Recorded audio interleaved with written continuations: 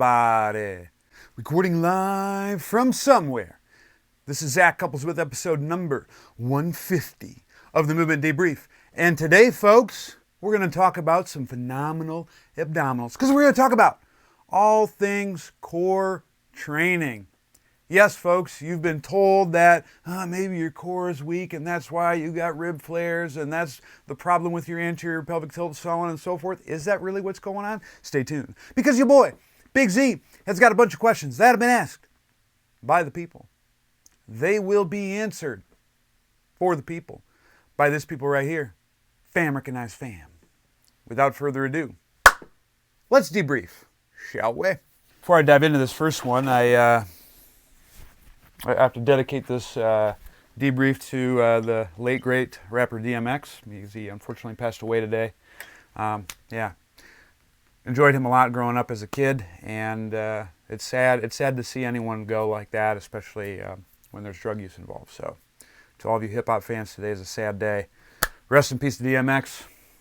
Let's dive into some core training to make the mood a little bit less somber. All right. The first question comes from Bob. Here's what good old Bob has to ask me. I have an anterior pelvic tilt, and the one thing that I often hear about treating anterior pelvic tilt and rib flare, ribs popping forward, is to strengthen your core. I guess I'm wondering how to go about core exercises with my narrow infrasternal angle. Oftentimes when I exercise my core, my upper obliques want to do all the work, which squeezes my ribs together and makes my ISA narrower. Do you think that as of right now, I should just stop doing all core exercises to prevent this? Or should I continue to do more the standard type of core exercises like planks and dead bugs? There's a lot to unpack from this question. It's a great question, Bob. The first thing I want to start out with is addressing any potential misconceptions we may have about what's going on with the very common anterior pelvic tilt and orientation, or the rib flares popping forward. We don't necessarily have good evidence to suggest why this is and this occurs. And some of it, to some extent, is normal. There is a wonderful study done in 1955 by Weisel, where they looked at x-rays of the sacrum in various positions, one of them being standing. And guess what, folks? When you're standing, your sacrum is nutated to some degree. When your sacrum is nutated, it's going to be more anterior, the pelvis that is. So if you're standing upright, anterior pelvic tilt is normal. That's one thing. The second thing is the reason why this likely happens, or at least one reason that I don't think we can say that someone may be biased towards being in an anterior tilt and not being able to reverse that, because that's really what the issue is with anterior tilt or rib flare. It's not inherently bad. The problem happens when you have a concomitant loss of movement options, meaning, okay, sure, you're anteriorly pelvic tilting, you're J-Loing like a boss, and if you can't go the other way, if you can't posteriorly tilt and orient the pelvis, if you can't create relative motion at the sacrum or anywhere else, or you can't get that rib cage to come down, not by crunching, but with a full exhale, because that's what's going on most likely, that's when things become problematic. And we want to make sure that you can do that. But the reason why that likely happens is not because of a loss of core strength. The research on core stability stuff, or weak core or lack thereof, is pretty bleak. So it's not that there's this massive epidemic of everyone's got weak cores. You can see this very commonly in people who have phenomenal abdominals, six-pack, or very strong folks. I work with a lot of higher-level athletes at Elevate Sports Performance and Healthcare. Link in the show notes, which will be found on zachcouples.com/core-training. Definitely check it out. There's going to be a dope blog post that corresponds with it. Links to everything we talk about today. Please give it a shot if you haven't already. But I've worked with a lot of strong athletes in my day, And this prevalence of an anterior pelvic tilt and rib flares is very common.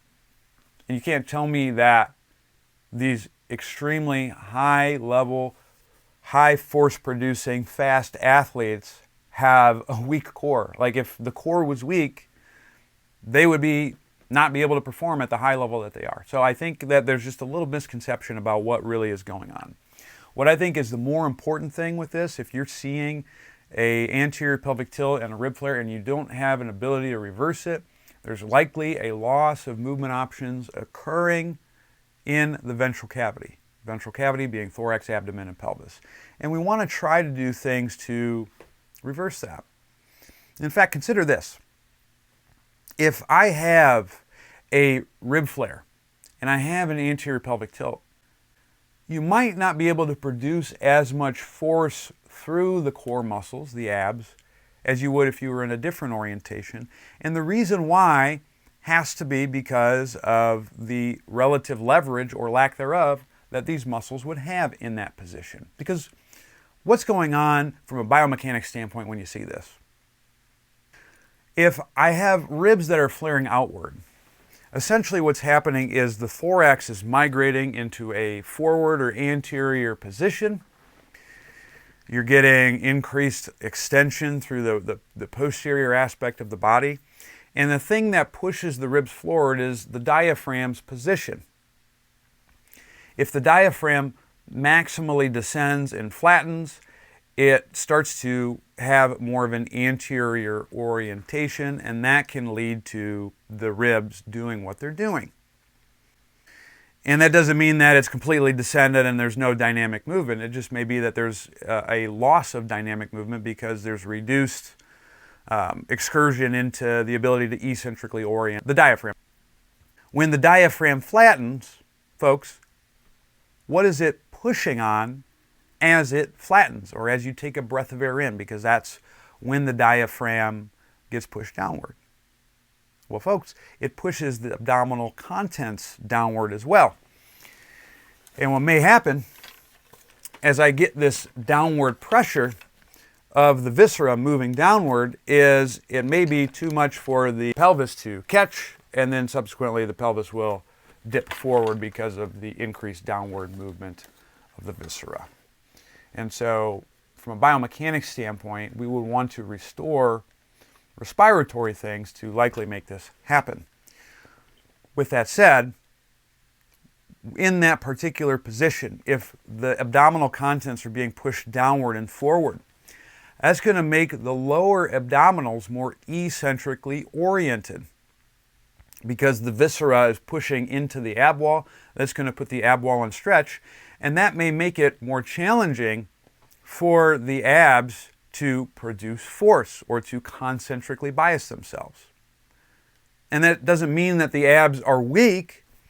It's just they aren't biased in a good orientation to move weight or produce a large amount of force. Just like if you were doing bicep curls, which your boy does a lot, if I do curls from a straight arm position, I can't move as much weight as I can if I do from a bent arm position.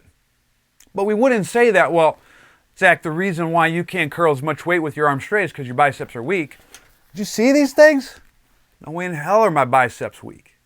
It's because from that orientation, I can't get enough leverage to lift an appreciable amount of weight in comparison to a bent elbow position.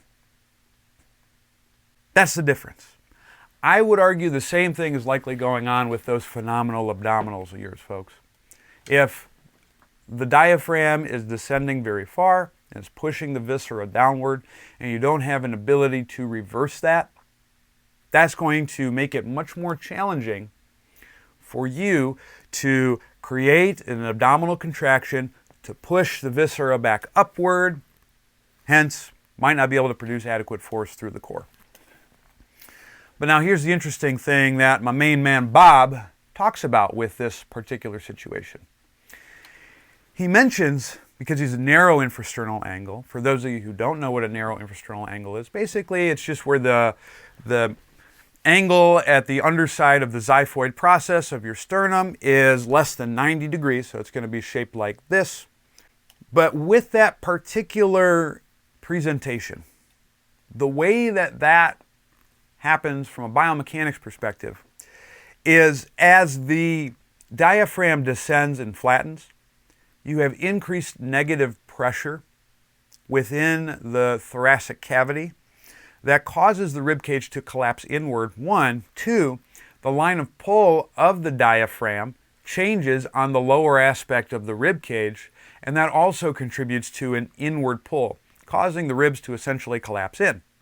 We see the same thing in the upper airway with obstructive sleep apnea. It's the same mechanism, only now we're seeing it in the lower airway. And there's also structural influence as well, but that's the biomechanical influence as to why that narrows. When that happens, the upper abs, and in particular the external obliques and even the rectus damnioculatus abdominis, are going to have a better orientation to elicit contractions in that area, which can potentially narrow the infrasternal angle even further. And this is why Bob, when he does his core training, likely, at least this is my thought, and I've seen this quite a few times, is when he tries to do core exercises, the upper obliques do all the work. It's because they are in a better orientation to produce a muscle contraction because of the change of the shape and the attachments of the lower rib cage, the upper part of the abdominals. They have a lot more leverage. So then when you go and do some basic exercise that targets the abs, the upper abs may contract a lot more, which then reinforces this whole loss of movement options. Because when I contract the upper part of the abs, that causes the abdominal contents to displace downward even more, then you have the same issue. A lot of times when this happens, and Bob, I'd be curious if this happens with you, you might see your lower belly start to pooch outward. And that's because of the increased tension in the upper part of the abdomen causing the downward displacement of the guts to push then into the lower ab wall. You'll see this a lot sometimes when you're first teaching an individual to perform some of the tucking that we talk about with the stack. They may have a difficult time being able to perform that posterior pelvic tilt without excessive abdominal contraction, especially of the superficial musculature and the upper abs, and then you'll see a pooching out of the lower belly, which we don't want because that's just reinforcing the issue that we're seeing. So then you might be wondering, okay, does that mean I'm screwed? Should I just cease doing all core training?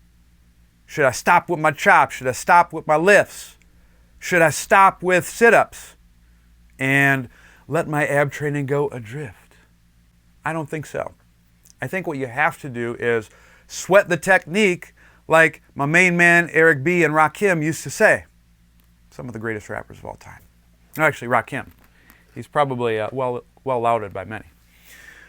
But the key is to reinforce, or to take this presentation and shove it in the exact opposite direction. So if I'm going to be a person who's in an anterior orientation or tilt to the pelvis, well, we got to posteriorly tilt that bad boy. If I'm someone who has abs in the upper aspect of the rib cage that contract like whoa, and the infrasternal angle is narrow AF, I have to do things that create expansion of the lower rib cage. And the way I do that is by going with a full, soft exhalation, making sure I get as much air out as humanly possible. That involves minimally contracting those particular areas of the abdominal wall. Because folks, when you have this particular situation where the diaphragm is maximally ascended, well folks, the only way you're going to be able to restore dynamics in that lower part of the rib cage is to get that diaphragm to ascend. And the way you do that is by exhaling very softly to where you do not get that abdominal contraction in the upper part of the ab wall, which will narrow the ISA further. You want to be able to allow it to maximally ascend, and then once you're in that orientation, taking a nice, silent, easy, effortless breath of air in which will encourage lateral expansion of the lower rib cage, aka the bucket handle. Folks, if this sounds like the stack, it is. That is what I'm talking about. For me, when it comes to doing any core-based activities, it is a fundamental concept that I have to burn into my supreme clientele's brains. And once we have that, and we've taught them the ability to use a lower intensity strategy, then we can build intensity upon that. Because what Bob is doing is a compensatory strategy that is going to limit his movement options. If your goal is to just get the upper abs to contract as all hell, then maybe this is useful, if we're talking hypertrophy or something like that. But in Bob's case, if he wants to increase the available movement that he has, which if he's mentioning that he's got rib flares and anterior tilt, chances are he can't go in the opposite direction, then we got to keep it on the down low, go slow with it, and focus on stacking capabilities. And I think if he does that, no one's going to mess with him. Ways that I start teaching people with this could be a hook-lying tilt exercise, where you're just focusing step one on making sure you can get a posterior pelvic tilt without abs kicking in overtly, or doing a ton of lumbar flexion. It's a good debrief where I outline the difference between those two things. You'll definitely want to do things like that. And then eventually progress on that concept into higher intensity activities, which could be some of your lower level core training, but it could be on the high end, some of your slower speed activities like squats, split squats, things of that nature. And that doesn't mean that when you're doing your max effort back squat that you have to, okay, I'm going to get this tuck. Let me make sure I get a full exhale. Oh no, I felt the lower abs contract a little bit too much. I better set the bar back up. It's not what I'm talking about, folks. We're talking about targeting this to improve movement options. And that's really the key when it comes to minimizing the compensatory strategies that Bob is talking about. To summarize this incredible question, if you got an anterior pelvic tilt and rib flare and you can't reverse it, it's not because you got a weak core. It's you need to teach yourself a different movement behavior than what you're accustomed to, because that's your body's path of least resistance. The solution, stack so you can talk to Zach. Get out posterior pelvic tilt. Get a full exhalation so you're not kicking in those upper abs. And if you do that, whew, you're going to be moving and grooving like none other. Awesome question, Bob. The last question, aside from those wonderful questions from you Instagram folks. This one comes from my dude Mohammed, and here's what he asks. I'm very confused about core training. Why do we maintain a posterior tilt throughout the range, when in real life, the sacrum would nutate with hip extension? So Mohammed's right. I need to have these relative motions of the pelvis, counternutation, when I'm doing more flexion, abduction, external rotation activities, and the sacrum needs to nutate when I do extension, adduction, and internal rotation activities. So Mohammed is totally on point with this. Zach, why in the heck are we cueing this posterior tilt with most of the activities here when we got to have the sacrum nutating? What's going on with that? What is going on with that goes back to what we were talking about with Bob's question, which is if most individuals have a bias towards an anterior orientation, how would you know if this is you? You can't squat all the way down. You have limited hip flexion because you can't get the relative motion at the sacrum to occur. You might have a loss of hip extension. Basically, if you have a loss of several movement options, more often than not, you're probably dealing with some type of anterior orientation. What the posterior tilt serves to do is to go the opposite direction. So if I got someone who can only move their pelvis forward and they can't move it back, I have to be able to move it back first and foremost to give that person the full movement spectrum at the pelvis. But here's a little nuance that maybe we might be missing with this particular piece. And I just came to this realization the other day. Folks, do you ever wonder how much, we talk a lot about nutation of the sacrum and counternutation, but do you know how many degrees of motion are available at the SI joint, because that's where that's happening? It's only about 2 degrees. So can we really be so precise with our posterior tilt of the pelvis that we can isolate it specifically to sacral counternutation only? Can we be so precise when we do hip extension that we're only going to allow that 2 degrees of nutation at the sacrum? I'm not that good, and I don't think any of us are. So, but this has kind of been the crux of what we've been trying to target, right, Zach? So how in the heck are we going to get counternutation and nutation of the sacrum to occur, assuming that we're not doing a crazy amount of lumbar flexion and maybe we're making the pelvic movements that we're discussing very subtle? What I think actually creates the relative counternutation and nutation of the sacrum, and this to me is much more realistic, is the breathing component when we're talking about a lot of the exercises in question. Because when you set up the pelvis to be posteriorly tilted and you take care of the bottom portion of the stack, when you take a breath of air in and a breath of air out, assuming you've gotten that exhaled orientation that we want of the diaphragm, meaning it's ascended as can be. When you take a breath of air in and you minimize compensatory activities, that downward displacement of the viscera during inhalation is going to promote counternutation of the sacrum because you're going to get a change in the relative orientation of the pelvic floor. And then when you exhale, that's going to create the nutation of the sacrum that is needed. And that's what restores the relative motion in this respective area.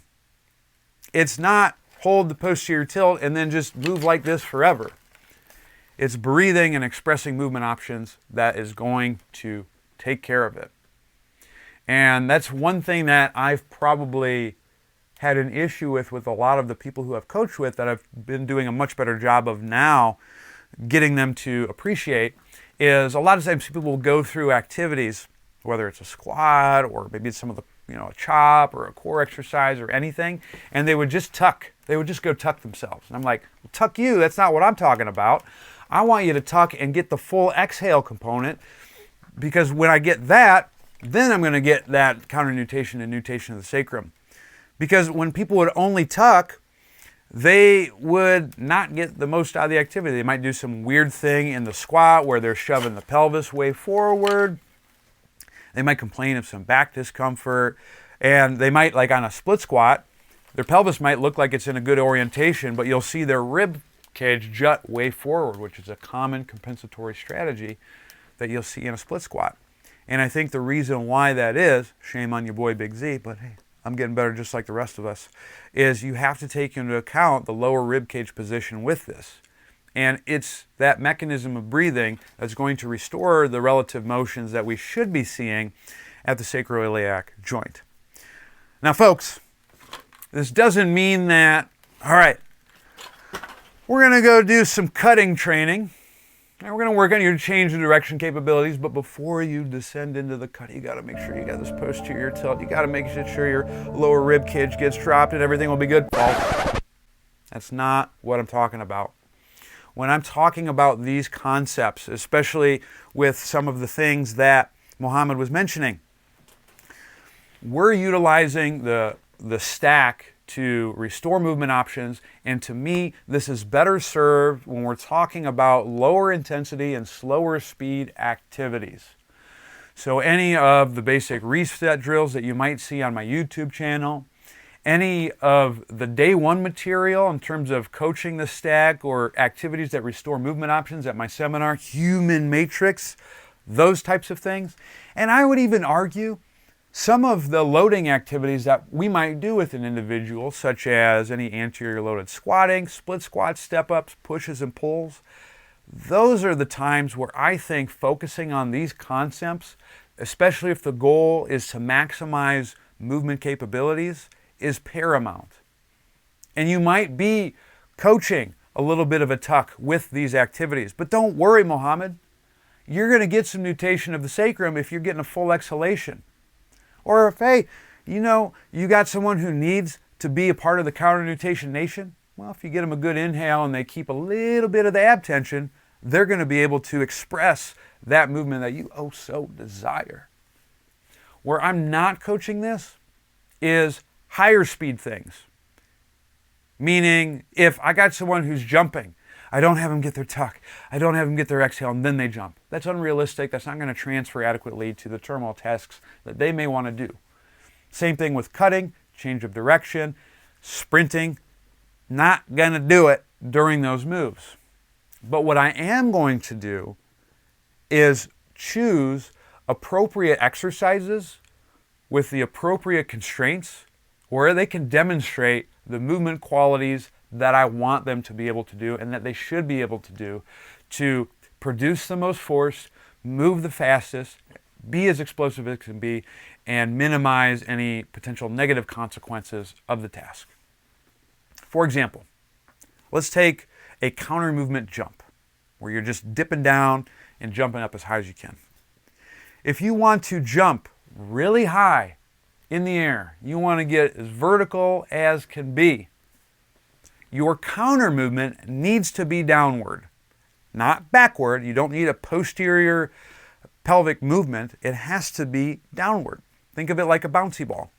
If you wanted the bouncy ball to go as high as possible in the air, straight up, you want to throw it straight down into the ground. You're not going to bounce it off against the wall, even though it might go pretty high in that particular situation. But you want it to go straight down, straight up. You want the same thing to happen with your body when you're doing a vertical jump. You want a quick dip down so you can elicit the stretch shortening cycle, and that will get you to sky high. If you have someone, when they jump, instead of dipping straight down, they bend over at the waist and then they jump, they might be able to jump really high with that. I've seen it a lot of times when I was in the NBA and we were doing pre-draft stuff and you'd test someone's vertical. Most of the top jumpers would do that. But the problem with that is in game, it's really slow and it's not the best strategy. If you got to go get a rebound, you're not going to bend forward at the waist, take your time to get in position, then sky really high. No, you got to jump really fast, and you likely want to minimize ground contact and take advantage of the stretch shortening cycle by doing that quick dip down and up.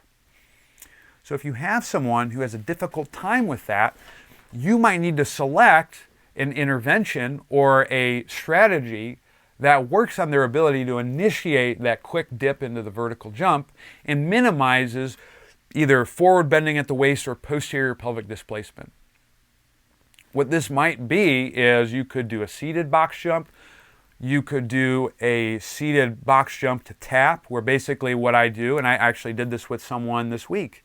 I worked with an individual who was not getting any downward movement. He's a super strong guy, so he just dips his body forward, shoots his hips back a little bit, and then gets high up in the air.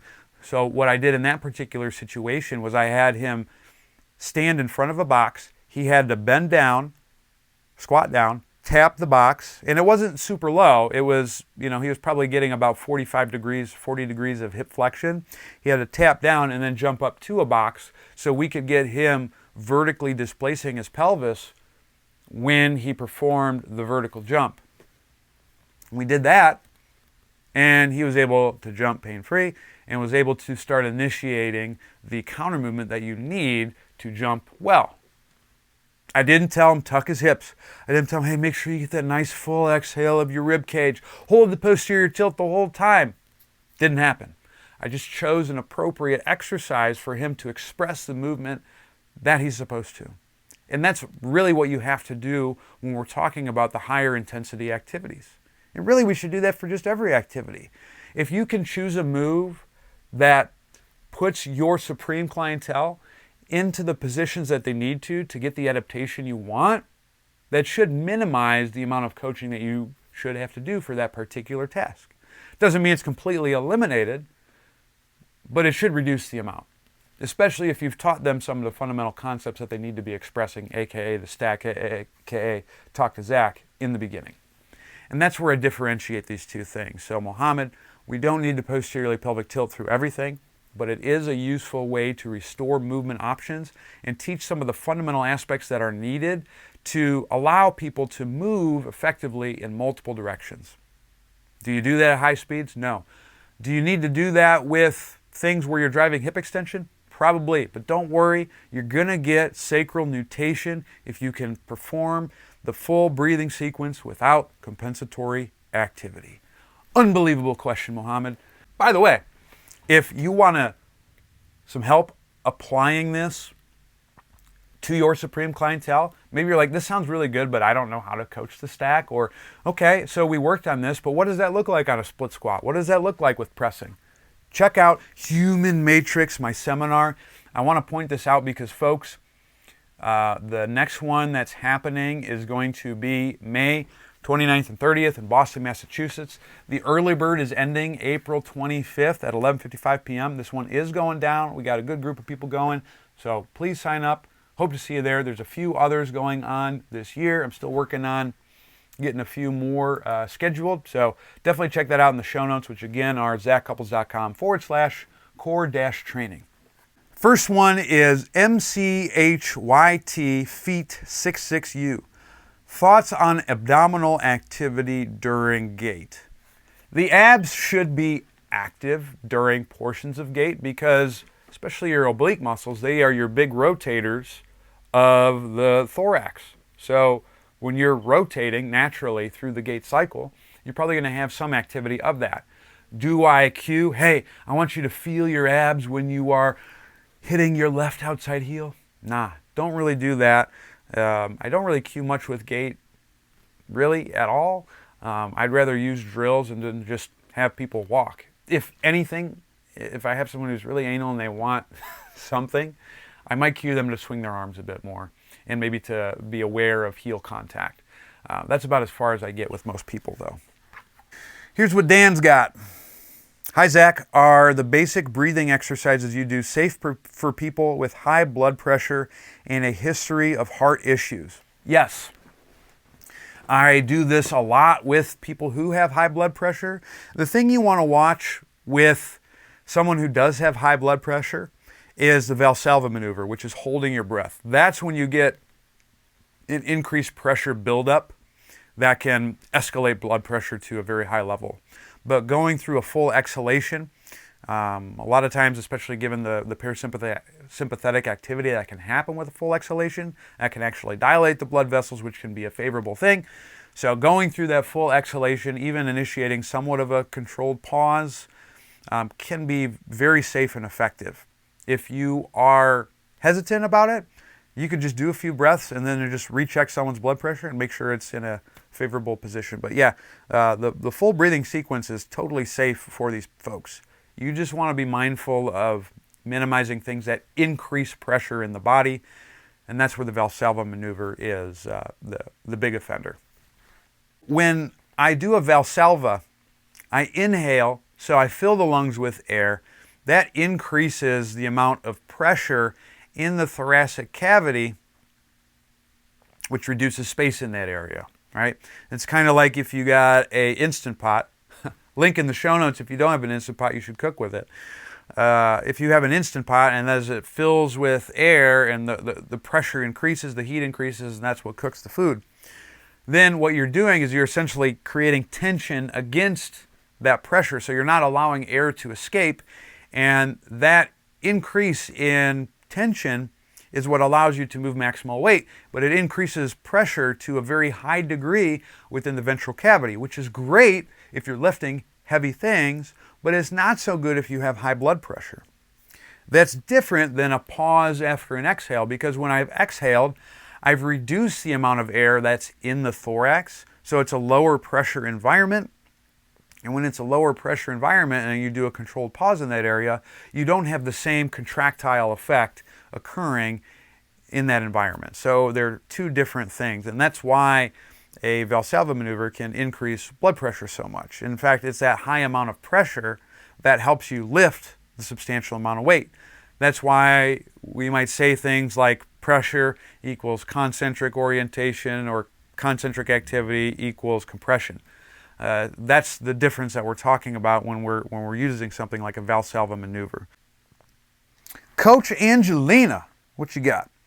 Do crunches even have a purpose or not effective? Better to do just planks and glute pelvis focused core training or things like dead bugs? Why was the focus on 500 crunches, etc. ever a thing?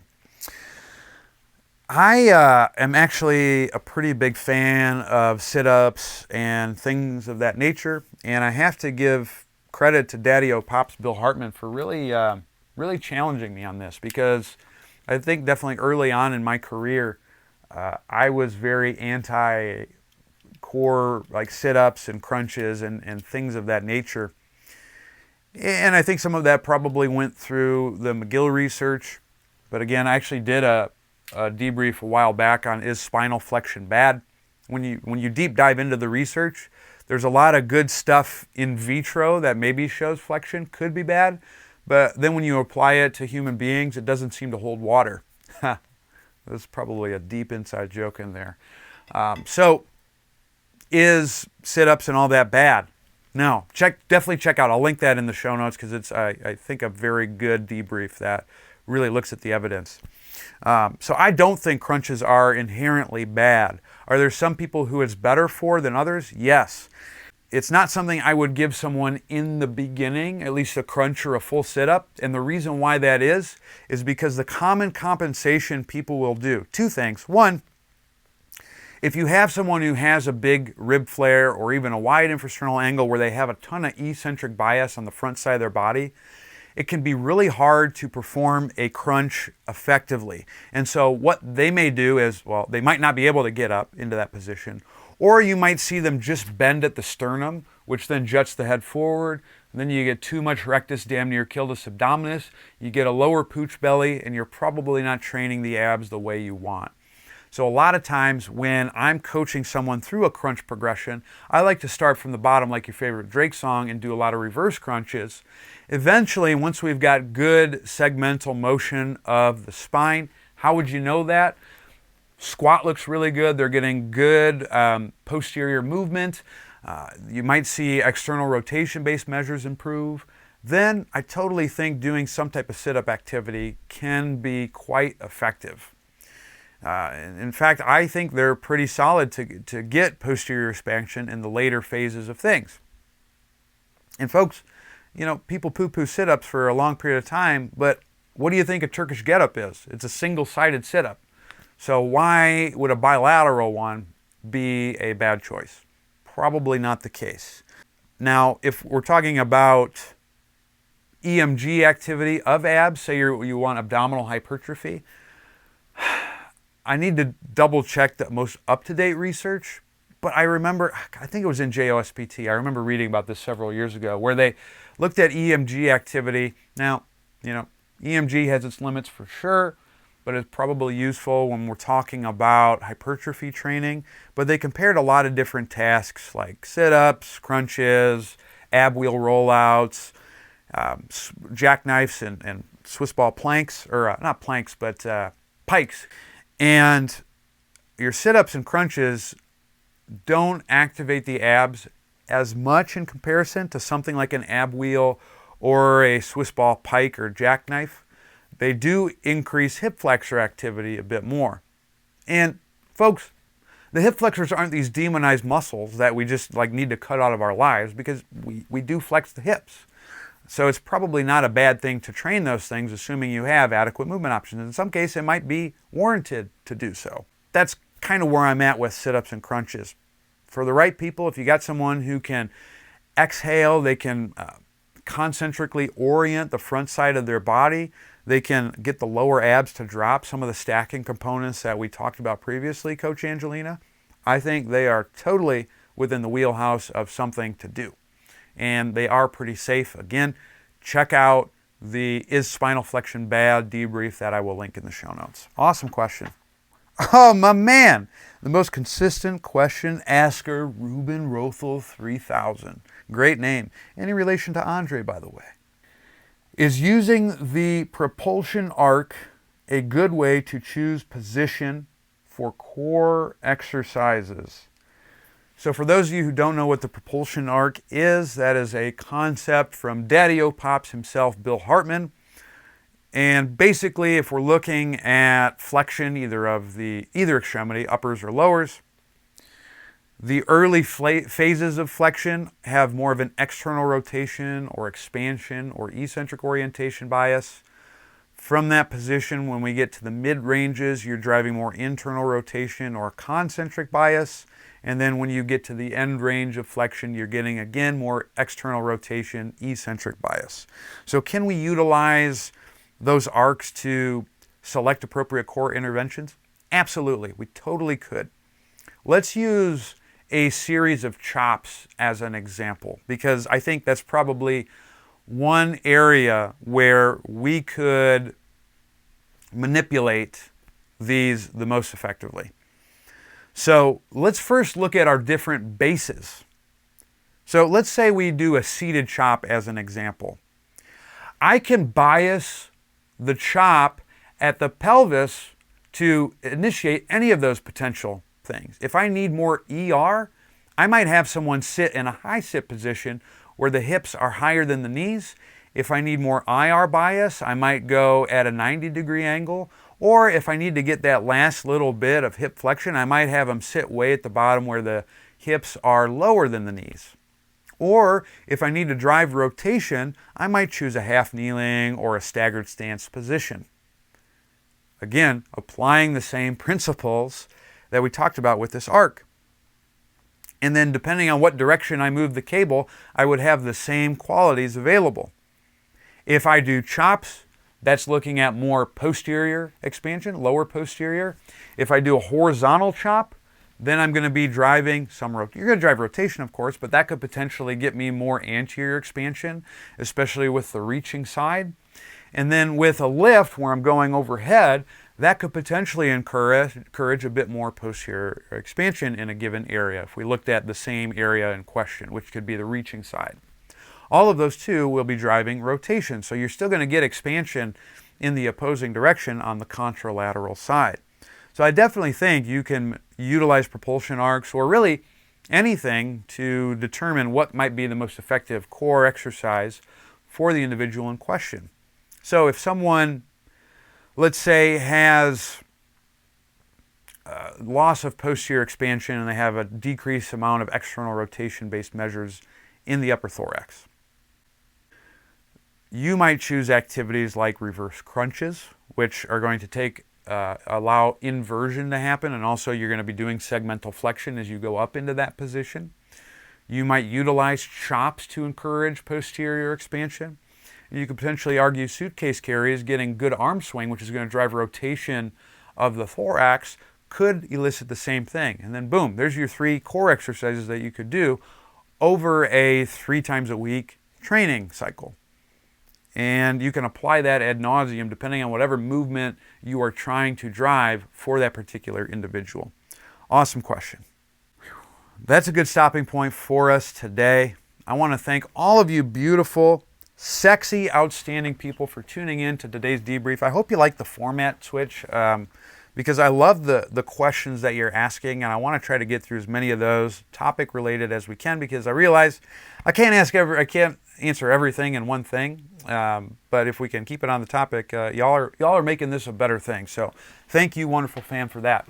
If you want to learn more, I would strongly encourage you to check out the show notes, which will be found on zachcouples.com/core-training. That's going to have links to all my social medias. I have a link to my YouTube channel. It's going to have links to the Zach Couples Show, which is my podcast. Leave a review so the fam can keep growing. All of that. And of course, my seminar, Human Matrix, which the next one in Boston, May 29th and 30th.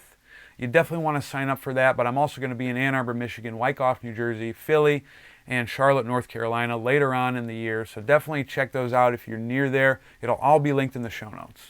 Thank you so much for tuning in. You've been a beautiful, sexy, outstanding audience. And I hope that you keep it real, but not to the extent where things go wrong. Stay hungry, stay learning, stay moving. And I'll see you next time. Deuces.